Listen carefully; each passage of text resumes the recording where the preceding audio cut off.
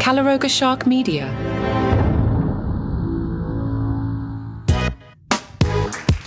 Hello, I'm Johnny Mac with another busy daily comedy news. John Mulaney and Pete Davidson have postponed 2 shows in Maine following Wednesday's mass shooting.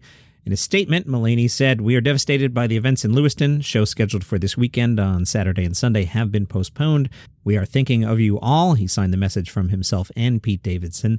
Jason Zinnemann writes for the New York Times. He's a must-follow if you're into comedy. He was writing about Chappelle's follow-up show on Wednesday, which Jason says was much the work of a diplomat as a provocateur, telling the audience to pray for both Israelis and Palestinians and calling the situation for both a nightmare. At one point, Dave addressed American Jews, saying whatever they can do to take the violence or the danger out of a situation, they should do it, and then added, "I'm not about anti-Semitism, but I'm allowed to disagree with whoever I want to."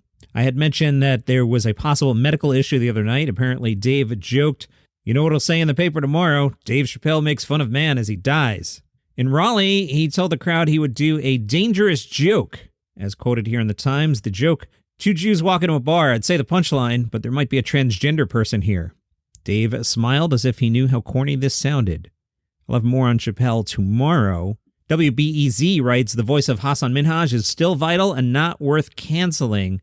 They write, "Minhaj's exaggerations hurt so much because we put him on a moral pedestal. For non-Desi people, he was one of the few places to hear candid stories of Desi pain, and for Desi people, he was one of the few on such a public stage, so he had to be perfect. But that pressure is unfair for generations to come. Let Minhaj be an empowering opportunity to question the ways we let white media control our narratives and where we place our blame. Let him be a chance to grapple with nuanced disappointment. How do we hold our celebrities accountable in a world where we don't have the power to hold white celebrities to the same standards without piling into discrimination? Maybe The Daily Show has entered an area where it requires a pseudo-journalist at the helm, and Minhaj has already lost America's trust. But don't let his career end there. If it weren't for him, I'm not sure I would have had the guts to apply to journalism school and wear my stories on my sleeve, and that's a legacy that I won't let be erased." On the international front, the Sydney Morning Herald talked to Australian Sri Lankan comedian and actor Surin Jainman, who said, "I don't think Minhaj was embellishing for comedic effect. I think he was embellishing to push emotional buttons. If you're going to speak on behalf of a group of people and you want that emotional truth to connect with mainstream audiences, you've got to be aware of how quickly that can come undone. If you get called out for lying, then all of a sudden you've delegitimized those emotional truths for everyone else." The punchline can take the story in an absurd way for comedic effect, but the purpose of the comedy should be to highlight the underlying truth. Boy, I got to record 3 podcasts today, and I am ready. Dry mouth. Here is an iced coffee. You know what to do. buymeacoffee.com/dailycomedynews. Should be a good Saturday Night Live tonight. Nate Bargatze is your host. Foo Fighters, the musical guest. It's not going to get much better than that. In a new promo, featured player Marcelo Hernandez steps in when they're promoting the Foo Fighters, and Marcelo says, or should we say, Boo Fighters? Dave Grohl goes, "What?" Hernandez says, "Because it's Halloween, like Boo Fighters." Grohl says, "You know what? That's the best idea I've ever heard." In another promo, Hernandez starts making comments in Spanish, and Nate Bargatze cuts him off and goes, "Sorry, man, that was last week." The joke there when Bad Bunny hosted last week. Speaking of SNL, last week, Kenan Thompson did a Deion Sanders impression. Deion commented on it and said, "I'm a fan of Kenan. Let's just get that straight. I love him. I love what he's brought to comedy over. It's got to be a couple of decades. It seems so. I had the pleasure and honor to host Saturday Night Live before, and I would never forget those moments. But as for the impression, yeah, it was good." Sam Morill talked to the Pittsburgh News, and they were like, "Hey, your Netflix special, same time tomorrow, has brought you to new heights of prominence in the stand-up world. How has your life changed?" Interesting answer from Sam. He said, "In terms of preparation, it hasn't really changed, except that I have less time to focus on stand-up, which is really my bread and butter. That's tough.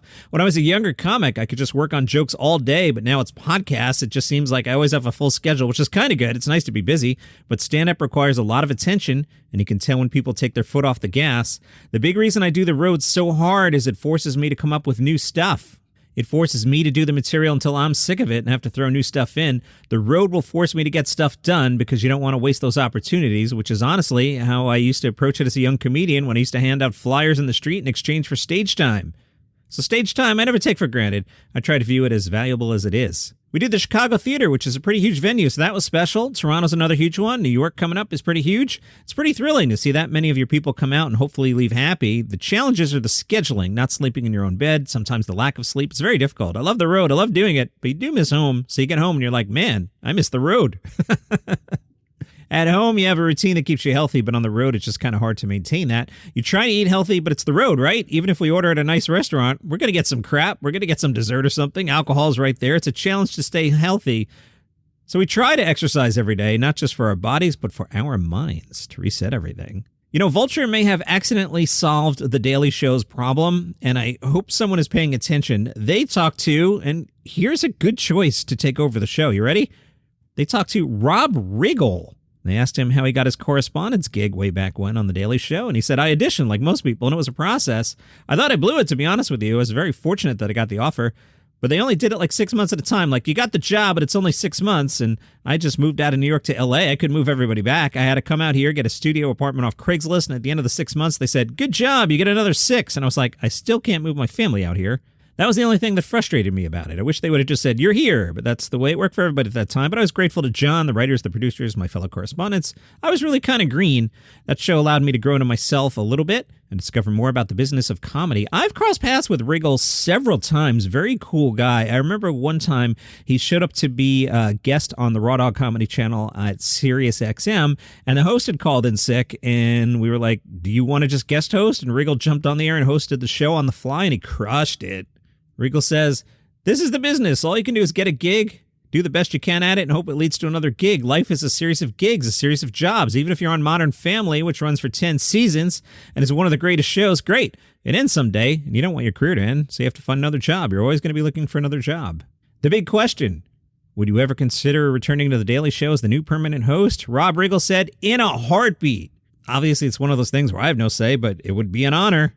Yeah, I think Riggle would be a really good choice for that one. Consider that, Comedy Central.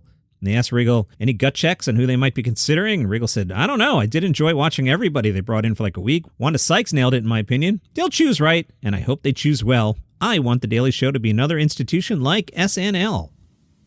Pitchfork had talked to John Mulaney about what music he was listening to at what age, and at age 30, Mulaney said he was listening to Kaput by Destroyer. I don't even know what that is. You guys can yell old man at your phone. I don't know what it is. It's okay.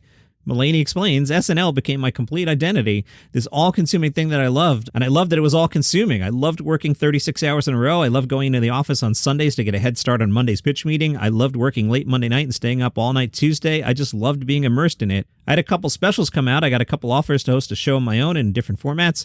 I thought I felt full burnout, but I wish I'd stayed one more year at SNL because I think I needed to rest, not to leave. I was very nervous about leaving that orbit because it's a fun orbit to be in. The show is in the news every week. It just feels very immediate and relevant. I knew I was going to leave, and that was around the first time I heard Kaput. I was in the back of 30 Rock near the ice rink at night. We had to go to some function as a staff. We might have been in tuxedos. I was listening to Kaput, and I heard that line, chasing cocaine through the back rooms of the world. And I remember thinking to myself, wow, can you believe we used to do cocaine? And then he laughed. Even when sober, I've always been a pretty cokey person. Netflix announced their newest stand-up series. It's called Verified Stand-Up. It'll premiere November 28th, so that's probably Thanksgiving weekend-ish, right? New series, 10 of the best stand-up comedians in the game. Who are they?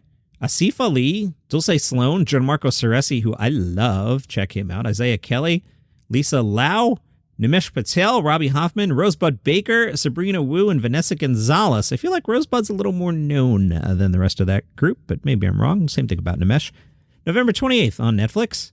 Kitty Lang is stepping down as the head of comedy at United Agents. Told you the other day about her comments. The agency in a statement said, following the statements made earlier this week, it has been agreed that Kitty Lang will step away from her leadership roles as head of comedy and as a member of the executive committee of United Agents. She'll stay on as an agent. The 312 or 312 Comedy Festival in Chicago continues. Great lineup, worst website ever. Why do you say that, Johnny Mac? Because they don't have a calendar. They just have like random shows, I guess by alphabetical order. That's not a way anyone consumes anything, guys. So I have to do some math here. All right, today is the 28th. Let me scroll around and see if I could find a show on the 28th while I babble. You see what I'm saying here? Other comedy festivals, I just go to the thing and I click it. You know what? There is no show tonight. This thing, guys, come on. So they've been promoting this thing as starting from the 27th through the 5th or 6th. Yes, there was a show last night. The next show isn't until the 3rd. I could edit all this out. I'm not going to. Variety's 25 comedians you should know or watch or check it out or whatever it is. August White has a tip for comedians, which is do not suck your teeth before the punchline. When you're just starting out, you can develop these little habits to keep the rhythm of the delivery of the joke. And one super common one we have as young comics is on making a little sound before the punchline, like sucking your teeth or clicking your tongue. Whenever I can beat the instinct to do that, I always feel like the joke gets better. Best comedy advice, worst comedy advice. Best comedy advice was write your jokes by hand. It helps the brain slow down and allows you to pick up on things about the joke that you haven't noticed. Worst comedy advice, she says, not to pursue comedy. I'm glad I didn't listen. And that's your comedy news for today. Follow the show for free on Apple Podcasts, Spotify, Overcast, Pocket Casts, wherever you get your shows. See you tomorrow.